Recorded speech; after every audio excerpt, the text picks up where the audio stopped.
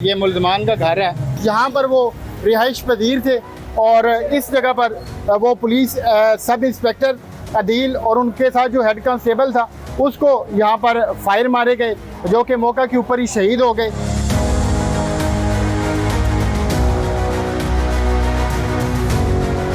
इस घर में कौन कौन रहता था? लड़के अक्सर रहते थे, कभी किसी औरत को नहीं निकलते हुए देखा था।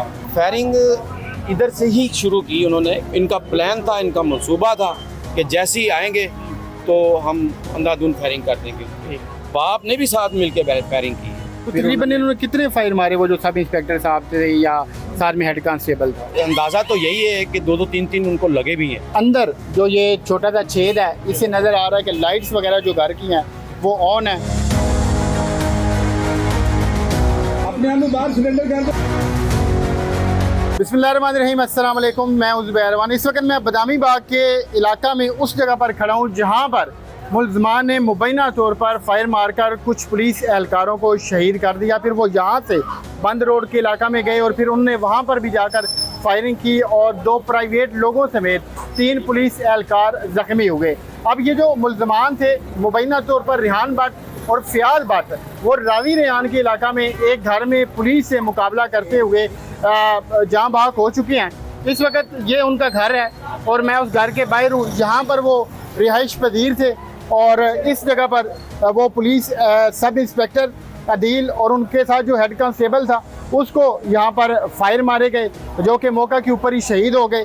जब उनको फायर मारने की इत्तला मिली तो फिर जो पुलिस के आला अफसरान हैं वो भारी नफरी समेत जहाँ पर इलाका में पहुँचे और ये जो मुल्ज़मान थे इनका उसी वक्त ताक़ब शुरू कर दिया गया था और बिलाखिर रावी रेहान के इलाका में जाकर इनको पकड़ा गया और फिर ये मुकाबला करते हुए वहाँ पर मारे गए। तो इस वक्त ये सारे इलाका मकीन मेरे साथ मौजूद हैं, इनसे बात करने की कोशिश करते हैं और इनसे पूछते हैं कि इन्होंने उस वक्त क्या देखा या फिर उस वक्त क्या मनाजर थे। आप इधर के ही रहने वाले हैं कि आपने देखा ये जो क्या हुआ, क्या था उस वक्त?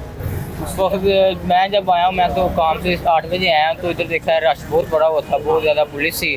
तो पूछा तो पता चला है कि 2 पुलिस वाले शहीद हो गए हैं।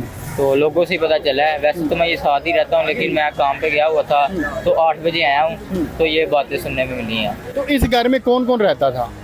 इस घर में ना लड़के अक्सर रहते थे, कभी किसी औरत को नहीं निकलते हुए देखा था।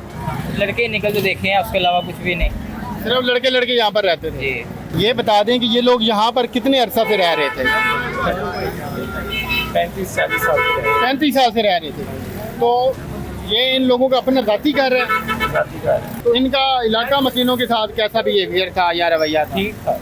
अच्छा, तो फिर आपने उस वक्त क्या देखा, क्या मनाजर थे? फायरिंग कब हुई? मैं इधर नहीं था। अच्छा, ये यहीं के रहने वाले हैं। शौकत साहब मेरे साथ इस वक्त मौजूद हैं। शौकत साहब भी मौका के ऊपर पहुंचे, इन्होंने क्या कुछ देखा? भैयन ये बताएं कि ये जो रेहान भट्ट था या फिर उसका वालिद फयाज भट्ट था या और उनके साथ यावर था, इन्होंने फायरिंग ऊपर छत से की थी या इधर बाहर ही खड़े होकर की थी?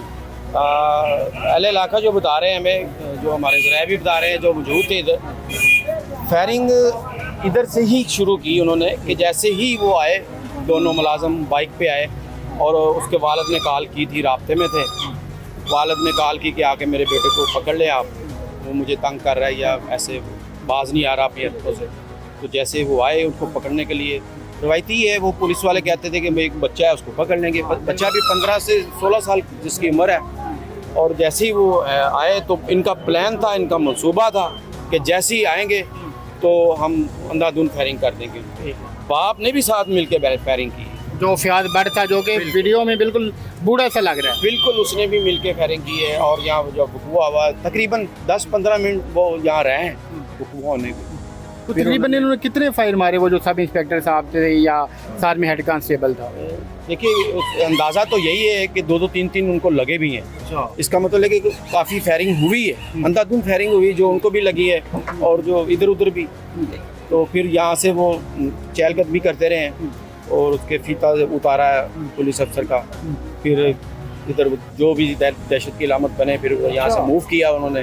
जैसे जैसे वो मूव करते गए, आप वीडियो में देख रहे हैं। मतलब फायर मारने के बाद भी वो यहाँ पर हवाई फायरिंग करते रहे ताकि इलाके में खौफ और राज फैले? बिल्कुल ऐसे ही है, इधर मौजूद थे, 10 से 15 मिनट इधर मौजूद रहे हैं, फिर बाद में निकले वो यहाँ से। पहले इलाका डर गए होंगे? अरे आपको पता है कि जब फायरिंग होती है, अंधाधुंध फायरिंग है, एक दहशत की अलामत है। और वो तो एक उनका टारगेट भी था कि उन्होंने अपना टारगेट बना के उसको किया, तो फिर ज़ाहिर है उनकी दिल की जो तमन्ना थी या उनकी जो दिल में बात थी कि हमने ये टारगेट पूरा करना है, टारगेट तो उनका पूरा हो गया। लेकिन मरने वाला भी अफसोस है कि वो भी हमारे भाई हैं।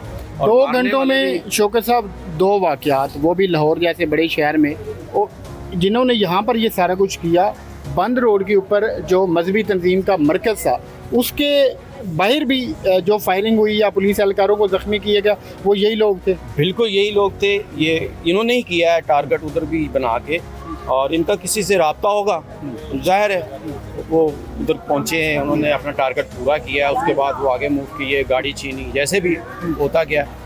लेकिन एक बात ये है बड़ी हैरानकुन है हमारे लिए कि आप देखें कि अब्दुल्ला ताहिर MPA नून लीग का था, उसके जो शूटर थे अभी तक नहीं पकड़े गए, ठीक है। और हमारे फिल्म स्टार बड़े मशहूर थे, सुल्तान रई साहब, उसके अभी तक कोई चीज़ वाज़ह सामने नहीं आई कि उनको किसने मारा। तो ये ऐसा वाक़या था कि ऐसी दहशत की अलामत था कि एक 15-16 साल के बच्चे ने पूरी पंजाब को हिला के रख दिया। लाहौर तो पूरा उसको घेरे में लेके उसने पकड़ा उनको, फिर बहुत सारे उधर गए या जैसे भी हुआ। तो कहने का मकसद है कि इनके लिए तो ये काम हो गया कि ये मुलाजिम जो शहीद हुआ है वो भी हमारा भाई है, और मारने वाले भी जाने कि वो भी इंसान ही है, कुछ भी कह सकते हैं हम। लेकिन बड़ा फास्ट काम हुआ, बड़े राब्ते, बड़े वो सेटेलाइट के ज़रिए, वो मोबाइल के ज़रिए ट्रेस हो रहे हैं, होता रहा, कवरेज कर ली गई, बहुत फास्ट हो गया कि ये पुलिस वाले जो शहीद हुए हैं उनकी वजह से हुआ, तो इनको जल्दी कवर कर लिया गया, और ऐसे ये 5-6 घंटों में ये सारा ड्रॉप सीन हो गया। लेकिन ये बड़ा अफसोसनाक वाक़या है, और इसके अगर आप कह रहे हैं कि इस तरह के वाक़यात आगे देखने को नज़र आए, तो मेरा ख्याल है कि हो सकता है अगर पुलिस जो है किसी गरीब के साथ, माड़े आदमी के साथ ज़्यादती ना करे, तो मेरा ख्याल है कि इस तरह के वाक़यात पेश नहीं होंगे। नाज़रीन, आप इस घर को, जो कि मुबैना तौर पर ये मुल्ज़मान का घर है, उसको लॉक लगा हुआ है, और अंदर जो ये छोटा सा छेद है, इससे नज़र आ रहा है कि लाइट्स वगैरह जो घर की हैं वो ऑन है। यहाँ पर ये सारा मामला हुआ कि पुलिस एहलकारान को शहीद किया गया। तो अब ये चूँकि यहाँ पर फ़ोन वगैरह भी है, वो हम वीडियो में दिखा नहीं सकते, वायलेशन आ जाएगी।